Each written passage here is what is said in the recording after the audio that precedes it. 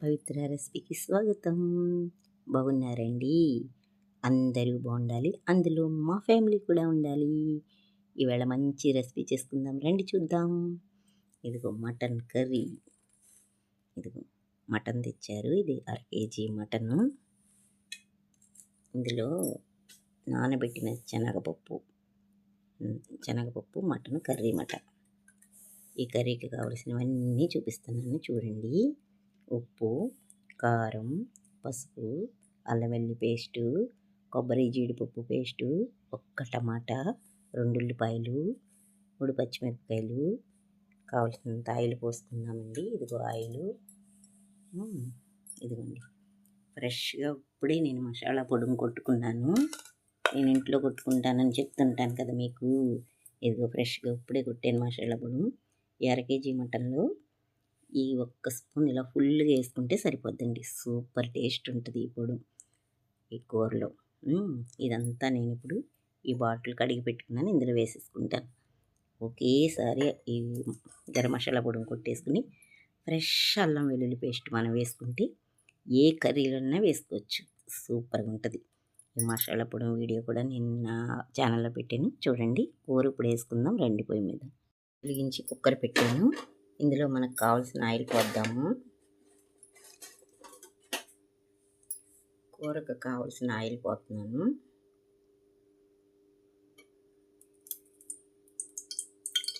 చాలండి.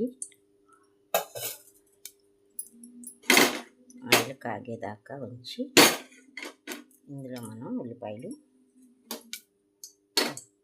ఇదిగోండి ఉల్లిపాయలు, పచ్చిమిరపకాయలు, కరివేపాకు వేసేద్దాం. ఉల్లిపాయలు, పచ్చిమిరపకాయలు, కరివేపాకు నూనెలో వేసేసుకోవాలి.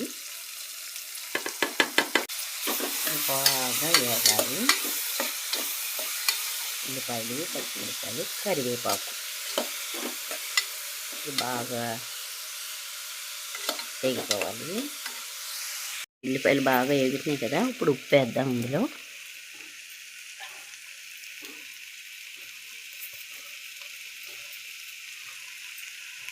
వేసి బాగా కలుపుకున్న తర్వాత ఇందులో టమాటా ముక్కలు వేసేద్దాము.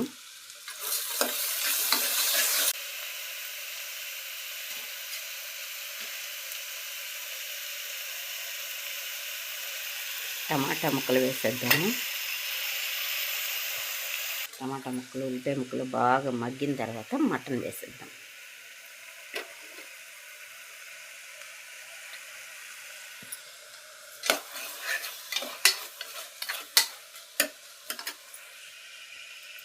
మటన్ వేసేద్దామండి.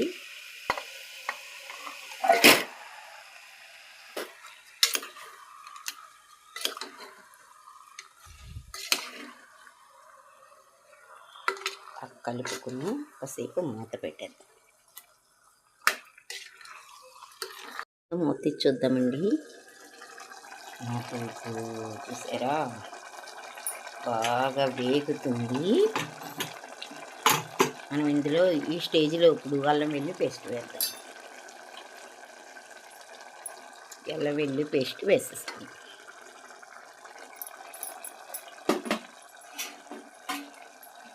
వేసుకొని బాగా కలిపేసి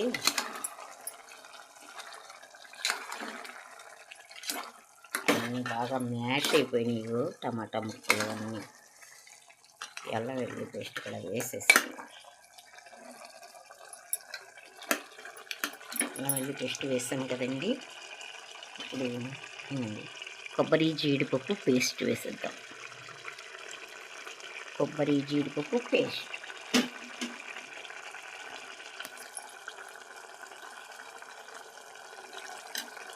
వేసేసి బాగా కలిపేసుకుంటే చాలా టేస్టీగా ఉంటుంది. ఇలా వండుకోండి మీరు కూడా, సూపర్ ఉంటుంది కర్రీ. కొద్దిగా పసుపు వేసేద్దాం. బాగా కలిపి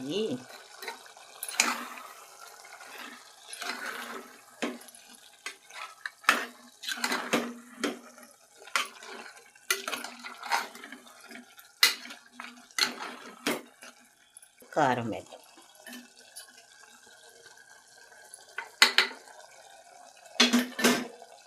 కారం వేసేసాక బాగా కలిపి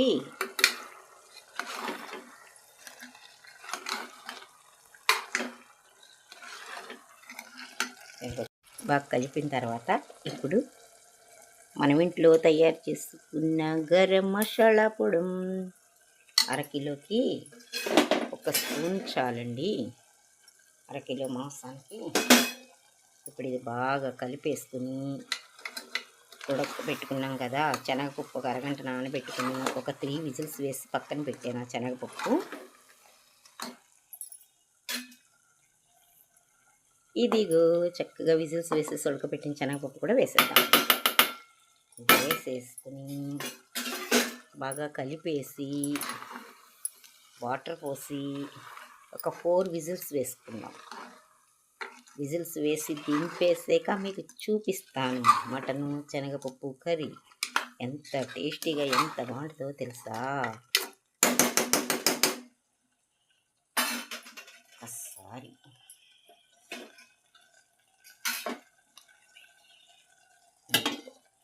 ఈ వాటర్ వేసేసి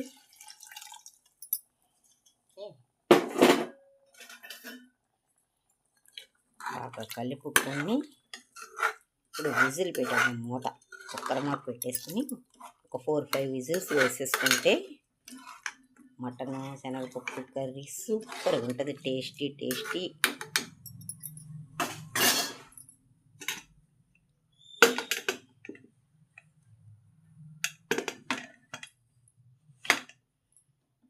ఇంకండి 5 విజిల్స్ వచ్చాక దింపాక మీకు కూర చూపిస్తాను, సరేనా. మటను శనగపప్పు కర్రీ రెడీ అయిపోయింది.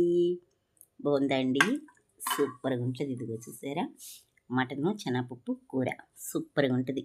మీరు కూడా ఇలా ట్రై చేసి టేస్ట్ చేసి నాకు కామెంట్ తెలపండి ఎలా ఉందో, సరేనా. పవిత్ర రెసిపీ చూసిన వాళ్ళందరూ లైక్ చేయండి, షేర్ చేయండి, కామెంట్లు తెలపండి, సబ్స్క్రైబ్ చేసుకోండి, సరేనండి. మళ్ళీ ఇంకో రెసిపీలో కలుద్దాం. బాయ్.